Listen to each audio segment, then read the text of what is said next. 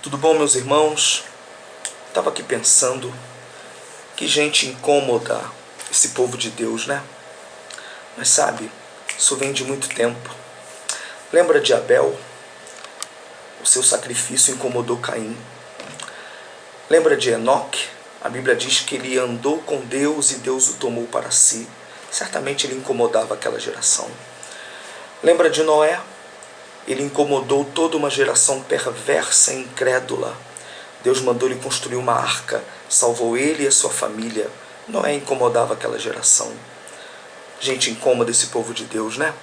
E o que dizer dos patriarcas Abraão, Isaque e Jacó? Uma tribo que Deus iria transformar numa nação, um povo que tinha uma terra e tinha uma promessa, como eles incomodaram. E o que dizer de José?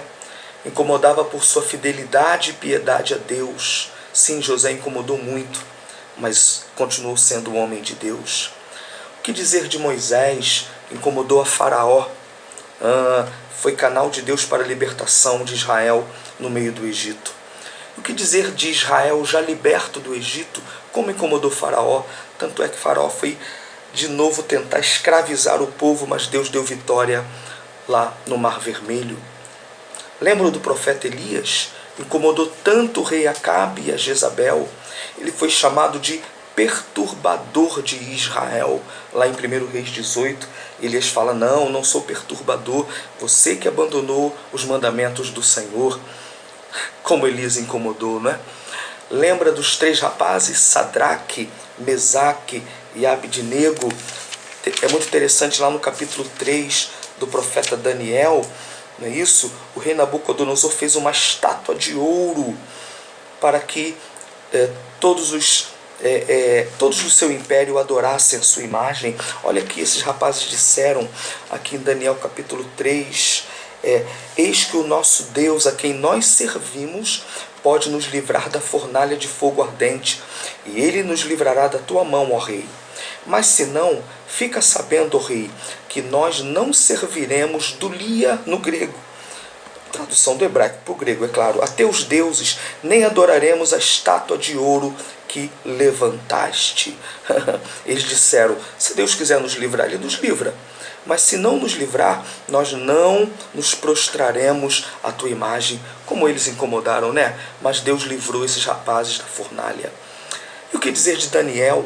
Como Daniel incomodou os sátrapas de Dario por sua vida de comunhão a Deus. A Bíblia diz que 3 vezes ao dia Daniel orava ao Deus de Abraão, Isaque e Jacó, e havia em Daniel um espírito excelente que sobrepujava todos os outros. Daniel incomodou aqueles sábios, né? Aqueles sátrapas de Dario, e eles armaram um laço contra Daniel, mas Daniel colocou-se de joelho mais uma vez e orou, e Deus livrou o seu servo. Gente incômoda esse Daniel, né? Lembram de Mardoqueu e o povo judeu da época, lá da rainha Esther? Lá tem um versículo muito interessante, diz a palavra de Deus que o príncipe medo-persa Amã ficou muito incomodado com Mardoqueu e com os judeus, porque Amã se colocou numa posição muito sobrepujante, as pessoas se prostravam diante de Amã. E ele percebeu que Mardoqueu não se inclinava, não se prostrava diante de Amã, né? E os judeus também não se inclinavam. E ele disse assim, olha que coisa interessante, Esther, capítulo 3, versículos 2 e 8. E todos os servos do rei que estavam à porta do rei se inclinavam e se prostravam perante Amã, porque assim ordenara o rei a seu respeito.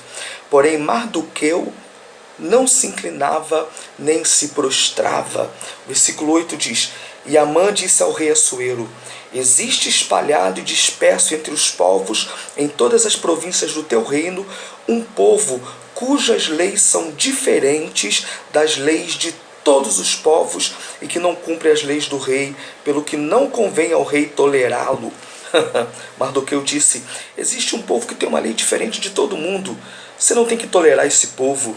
Em outras palavras, que gente incômoda esse povo que servia a Deus, né? Lembra de João Batista, que incomodou o rei Herodes e a sua amante Herodias, quando acusou-os, né? Quando revelou o pecado deles, como João Batista incomodou, não é isso? Custou a sua cabeça, mas não perdeu a sua unção. Lembra da igreja primitiva? Que coisa linda! Como Pedro e João incomodaram no capítulo 3 e 4, lá na Porta Formosa, quando foram canais de Deus. No capítulo 4 eles foram presos. Depois Pedro e os demais apóstolos, lá no capítulo 5, foram presos de novo e açoitados. Como incomodaram! E o que dizer de Paulo e sua equipe missionária, lá em Atos, no capítulo 17 e no versículo 6, tem uma coisa muito interessante. Quando Paulo estava fazendo a sua segunda viagem missionária, diz assim, ó: porém não os achando, arrastaram Jasson e alguns irmãos à presença dos magistrados da cidade, clamando: estes que têm alvoroçado ou transtornado o mundo todo também chegaram aqui. Olha o que disseram de Paulo e a sua equipe missionária. Estes que têm alvoroçado o mundo chegaram também aqui. Gente incômoda, né? Esses missionários de Deus, o povo de Deus. Lembra da igreja perseguida pelo Império Romano? Eles tinham que escolher ou César ou Cristo. Escolhiam a Cristo. Nero, Domiciano, Diocleciano perseguiram e mataram milhares e milhares de cristãos que não se curvavam à imagem do imperador, não veneravam a imagem do imperador. Muitos eram feitos como tochas para iluminar Roma, outros eram lançados às feras vestidos de ovelhas, não é? E morreram martirizados pelo amor do evangelho, porque incomodavam. Gente incômoda esse povo de Deus, não é? O que lembrar dos pré-reformadores? O que dizer de John Wycliffe, lá no século XIV, entre 1328 e 1384, reformador inglês, que pregava que Cristo era a autoridade suprema da igreja, que Cristo é a pedra angular, que a Bíblia deve ser o fundamento doutrinário da igreja e deve ser traduzida a todos os cristãos. Wycliffe traduziu a Bíblia para o inglês, foi perseguido e foi tão incômodo Wycliffe que quando ele faleceu, diz que o clero romano ordenou que seus escritos fossem destruídos, desenterrou seu corpo, queimou e lançou suas cinzas ao mar. Que gente incômoda, né?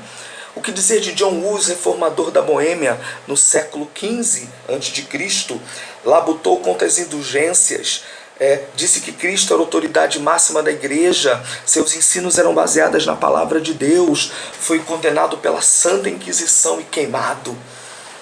No momento de sua morte, antes ainda de ser queimado, ele disse: vais assar um ganso, porém dentro de um século te encontrarás com um cisne, que não poderás nem assar e nem cozer. E partiu louvando ao Senhor um salmo. Que gente incômoda, né? Mas um século depois, Martinho Lutero pregava as 95 teses no castelo de Wittenberg. Lutero, que gente incômoda, né, meus amados? Foi usado por Deus, um canal de Deus, para que outros reformadores pudessem existir depois, para que voltasse aos ensinamentos da palavra de Deus. Pregou suas 95 teses no castelo de Wittenberg, escreveu o hino Castelo Forte é o nome do Senhor, baseado no Salmo de número 46.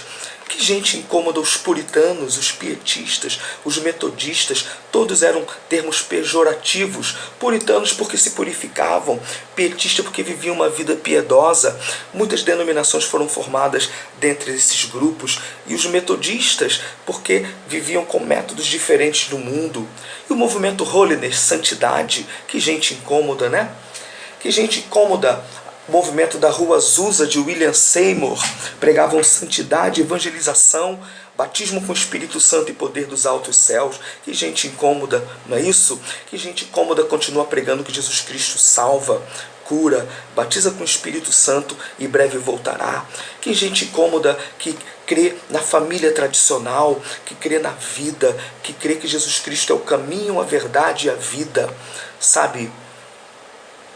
Mas saiba de uma coisa. É melhor incomodar do que se acomodar.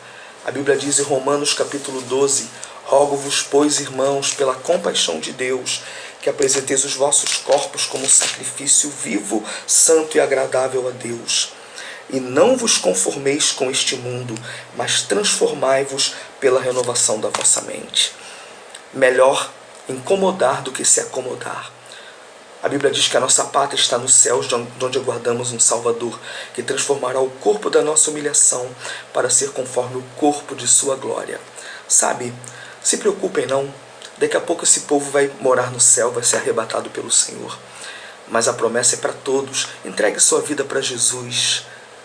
Ele pode salvar a tua vida, te libertar, porque a salvação é para todos. Deus abençoe, em nome de Jesus. Amém.